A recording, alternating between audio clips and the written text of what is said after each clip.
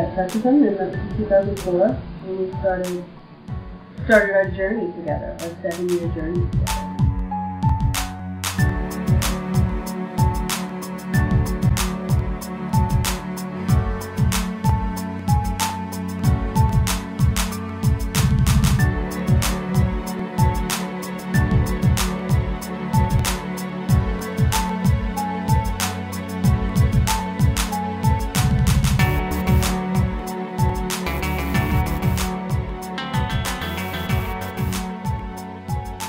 A love of film, fundamentally, is what got me interested in filmmaking. But documentary filmmaking, I think, is a love of education.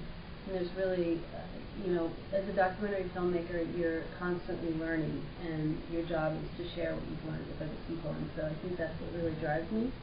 I'm really interested in people, and so that's the origin of my love of filmmaking and of documentary filmmaking.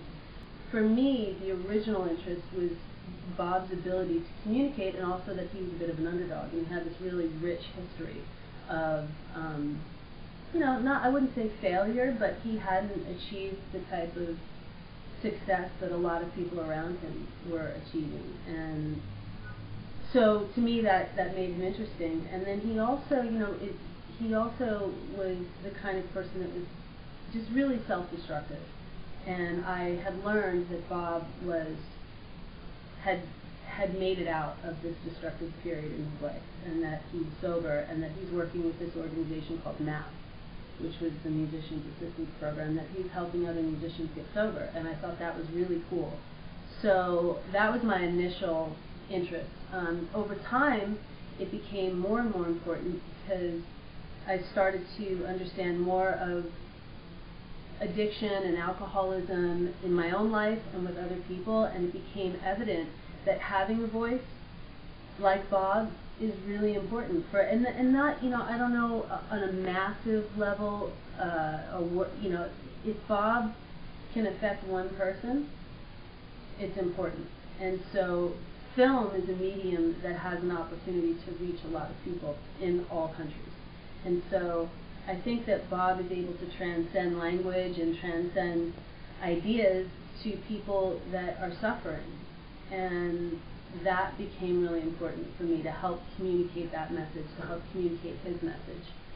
It's a very strange relationship between a documentary filmmaker and a subject. It's, sometimes it feels even more intimate than people in your own family.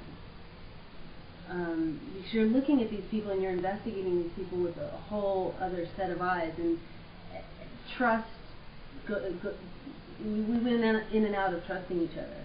Him trusting my motives, me trusting that he was giving me what was really him, and not just what he wanted the camera to see.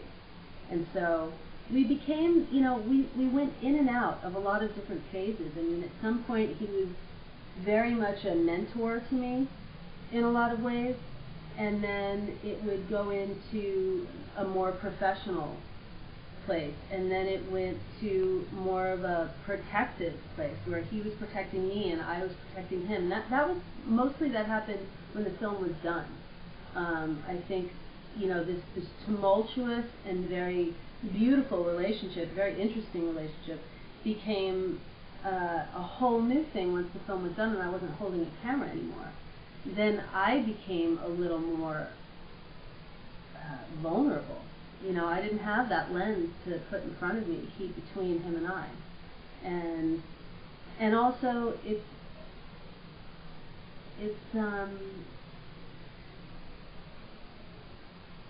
there's a vulnerability in, I care about Bob, and I wanted to honestly portray what I saw his life to be. And when you're showing that back to somebody that you care about, it can feel very raw. I mean, I didn't want to disappoint Bob. I didn't make the movie to please him, but I certainly wanted him to be pleased. But the movie's been done for about a year now, and I'm still hearing Bob talk about new philosophies that he's discovering. And so it's exciting to see Bob continue to grow in his philosophy and continue to share it. Now his most recent philosophy, which I just heard at the festival, is to get away from your parents. So Bob was telling people to get away from their parents, but I think what he's really saying is that there are more. This generation is getting more comfortable under the umbrella of their parents, and so he's saying get out there, go live your life, go live in New York City, go live in Paris, go get out there, go do what you want to do, go find your passion. I really, I believe that when we are reflections to each other as humans. We reflect whatever your personal experience may be in your life is what you're going to see reflected in that mirror of that other person. So I could have an experience in my life that I share with you, and it can affect you in a way that's not going to affect the guy standing next to you. So with Bob and the Monster, what I hope that people will take away from the film is whatever helps them heal whatever they've got going on. If it's addiction, then I hope that they're able to take away hope. If it's creativity and music and songwriting or any sort of artistic ambition, then I hope that they take away the nad for living, the lack of apathy for what you have, for life, to go out there and to create. I hope they take away something that makes them feel better about their life. And Bob has the ability to do that. So I think it's going to be different for every person.